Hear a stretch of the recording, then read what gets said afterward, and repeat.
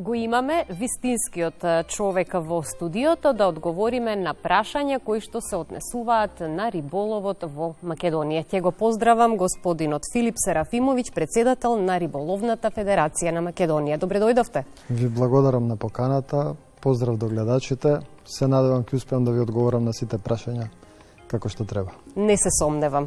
И еве како за почеток, колку е развиен риболовот во Македонија во однос на број на членови во риболовните здруженија, но и условите за рибарење? Па во Македонија генерално има доста риболовци. Ние како Македонска риболовна федерација водиме и регистар на риболовци, бидејќи предуслов за да бидеш риболовец е да си регистриран како риболовец, односно да поседуваш легитимација за рекреативен риболов. Тоа е како еден вид лична карта за риболовец.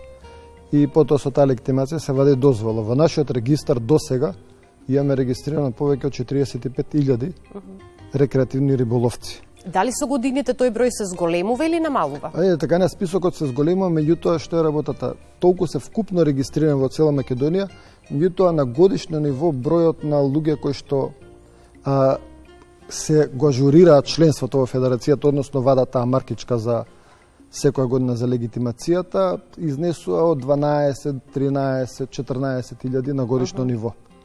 Толку е бројот што вадат луѓе што вадат дозволи, бидејќи предуслов за да се извади дозвола е да поседување на легитимација за тековната година. Така.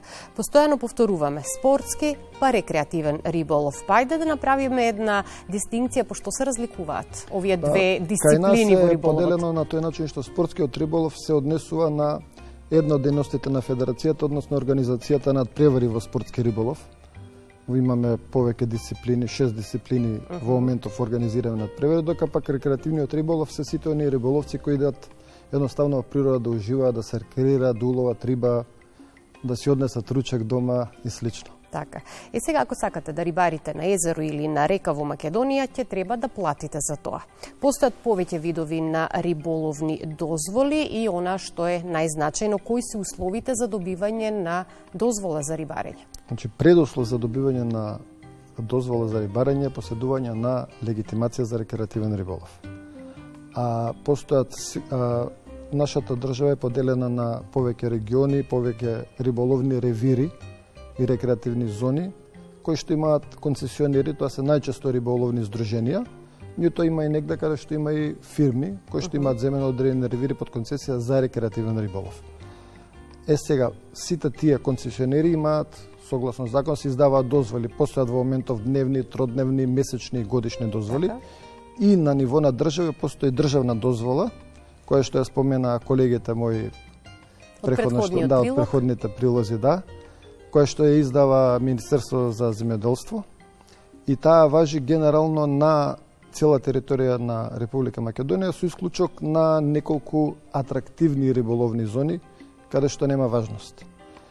Сега околу државната може да се дискутира, слушнав имаше одредени. Околу државната реакциите на рибарите се заради несоодветната распределба на средствата платени за дозволи, но и неможноста покрај легално добиената државна риболовна дозвола да не можат да рибарат на одредени подрачја. И тука и прашањето потребни ли се измени во законот за рибарење? Апсолутно. Ако мене лично ме прашувате, таа државна дозвола треба да се укине. Затоа што едноставно, пример ќе дам, ние во Скопје имаме најголем број на риболовци. Тие риболовци вадат преку најголемите здруженија во Скопје државна дозвола, а риболоват низ целата држава. Сите тие помали концесионери во остатокот од Македонија немаат никаков бенефит од таа државна дозвола, додека луѓето тука одат и буквално, условно речено, вадат рибата од таму и си ја носат дома. Така да треба малку да се размисли да се направи некаква поинаква, доколку опстане таа државна дозвола, доколку продолжи да постои, да се направи некаква поинаква распределба за да сите да бидат задоволни. Да се распределува равномерно на сите врз основа на број на членови, како и да се најде некој модус за да може сите да имаат корист, некаков бенефит од таа државна дозвола. На овој начин многу здруженија трпат помали концесионери ради таа државна дозвола. Слушнавме и претходно дека сега е период на мрестење на рибите и има забрана за рибарење. До кога ќе трае оваа забрана и дали се почитува? Па видете, сега во моментов има мрест на топловодни риби кај нас. Зависи од ревир до ревир. Некаде има поединечна забрана по видови, односно како што е препишано со риболовните остови, одредени видови во кој период се мрестат и така се постава забраната, со тоа што луѓето не се спречени да излезат на вода, но доколку уловат некои од тие примероци кои што се во забрана од тие видови, мора веднаш да ги вратат во водата. Сега кај нас во Македонија колку се почитува забраната, можам да ви кажам дека оние риболовни друштва кои што се трудат стварно да зачуваат рибниот фонд имаат полни раце работа. Сега кога говориме за почитување на законот, контролата на риболовот ја прават рибочуварите. Точно. Ги има ли доволно? Вршат ли проверки? Дали казнуваат и зашто најчесто се казнува? Секој здружение концесионери има одреден минимум на вработени рибочувари што мора да ги има, во зависност од големината на ревирот и слично. Пропишано е тоа за секој ревир, а исто така и Македонска риболовна федерација има своја рибочуварска служба. Нашето овластување е да ги чуваме водите кои што не се дадени под концесија. Односно кои што се условно речено препуштени сами на себе во моментов, а се идентификувани како риболовни подрачја. Додека пак здруженијата имаат рибочувари кои што вршат заштита на рибниот фонд, меѓутоа по мене нивниот број е мал. Мал е затоа што се пропишани некои минимални услови кои што треба да се исполнат да се земе концесијата, но од друга страна тој број на луѓе не можете вие со еден рибочувар да чувате 50 км река, например. А и самото тоа што еден рибочувар би отишол на река да се соочи со тројца рибокраци е практично неизводливо. Од друга страна пак вработување на повеќе рибочувари е многу скапо. И нашите здруженија, буквално не верувам дека постои здружение кој што може да издржи таков финансиски товар, а од друга страна државата со самата концесија наметнува обврски кои што мора да се исполнат, така да по мене огромен, не огромен, ајде да речем 90% од здруженијата во Македонија кои што се концесионери едва и преживуваат.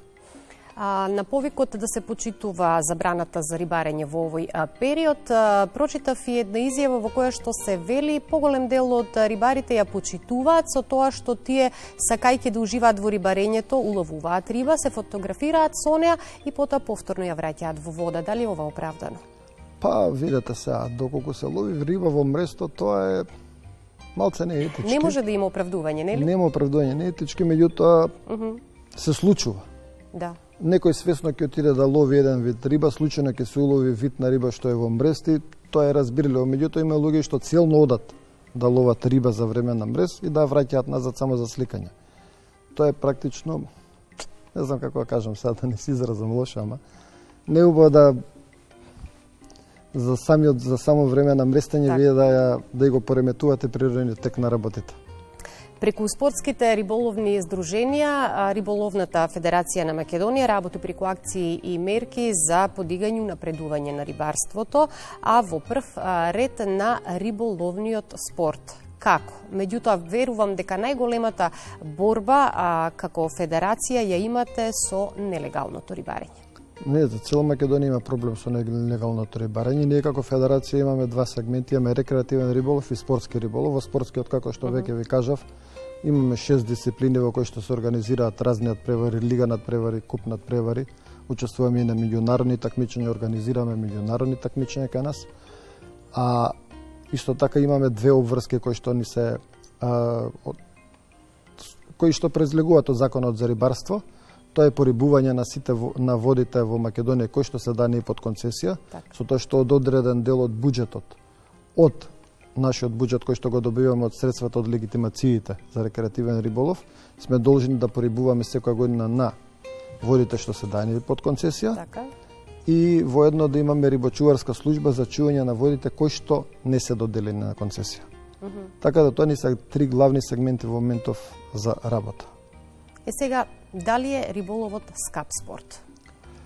Сега, може да биде скап, зависи од опремата што ќе купите и каде ќе риболовите. Има поатрактивни ревири, кај нас каде што е повисока цената на дозволите, риболовната опрема, доколку се земе добра опрема, тоа е скапа, меѓутоа за почеток секој може да си дозволи основна риболовна опрема за да поиде да ужива во природата. Споменавте, ќе се надоврзам, рибниот фонд е особено важен за обстанок и развој на рибарството. Се работите нели на зголемување на популацијата во нашите води по вештачки пат, тоест одгледување на рибите и порибување. Успевате ли со таа ваша активност да до некаде ја држите состојбата како што треба? Па видете, секој концесионер, а воедно и риболовна федерација порибува на водите кои што се под концесија, и секој концесионер, секој здружение кој што има ревир под концесија има обврска со договорот да порибува одредена количина годишно. Тоа е за сметка на она што предпоставено би се извадило од таа вода како количина на риба, а меѓутоа по мене, доколку сите успееме ние да си ги сочуваме водите за време на мрестот, и мрестот секаде биде успешен, а тоа не може да се случи и без помош од државата, бидејќи кога се мрести риба во езеро, а водата се испушта за потребите на струја на хидроелектраните, тогаш добар дел од мрестот е неуспешен. Со самото зачување на рибите во мрестот и со успешен мрест, сите реки би не биле богати, ја мислам, со риба. И сега кога сме кај заштита на животната средина, многу често имаме ситуации кога поголем дел од нашите реки се соочуваат со одредена еколошка катастрофа и загадување. Вардар е една од реките која што е под притисок на вакво загадување, но сепак се лови риба на Вардар.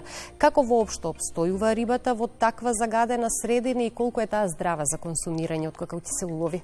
Па видете, рибата е очигледно доста прилагодлива. Ако ви кажам дека тука во Вардар, во центарна Скопје, имаме многу пастрмки, кои што знаеме дека е нели риба кој што живее во чисти, бистри води, богати со кислород. Очигледно природата нашла начин. Не е проблем толку заматеноста на водата, колку што е она другото загадување, 4-5 категорија на вода. Рибите генерално немаат проблем со обстанок во таква вода. Очигледно се привикува, дали тоа е еволуција, дали е прилагодување, не знам, меѓутоа природата се наоѓа начин. А во однос на конзумирањето на рибата, јас сум се прашувал за истото и имам прашано по нашиве научни установи кои што се бават со такви испитувања. И баш конкретно прашав колку е здраво да се јаде рибата од Вардар. Така. И ми беше речено дека врз основа на нивните испитувања сите оние тешки метали и хемикали се наоѓаат во утробата на рибата и во коските. Така да рибата од Вардар, доколку секој риболовец се чисти утробата, се фрла на страна, и доколку не се јадат коските, односно при пржење не се стопат во месото, тогаш самото месо нема толку штетни супстанции кои што би биле пречка за јадење. Само накратко, има ли жени риболовци или риболовки, како да ги наречеме? Па има, да ви кажам, кај нас во нашето, мислам, ја каде што членам во здруженијето, имаме повеќе членки риболовки. Од време на време се гледаат и низ Скопје, сум ги гледал на Козјак. Мал е нивниот број. Се уште не знам дали е до средината, дали се незаинтересирани, меѓутоа има. И добро е да има, што повеќе. И добро е утре да имаме надпревари каде што ќе учествуваат жени. Што кога тргате на риболов, а некој ве поздрави и ви посака среќно? Се враќате или сепак продолжувате? Не, продолжуваме, само одговорот е соодветен. Ви благодарам многу за гостувањето. Одржувајте состојбата светла кога станува збор за риболовот во Македонија и се надеваме сите оние кои што се надлежни ќе дадат се од себе да го дадат својот влог во одржување и на чисти реки, но и унапредување на риболовот во земјава. Ви благодарам на поканата за учество.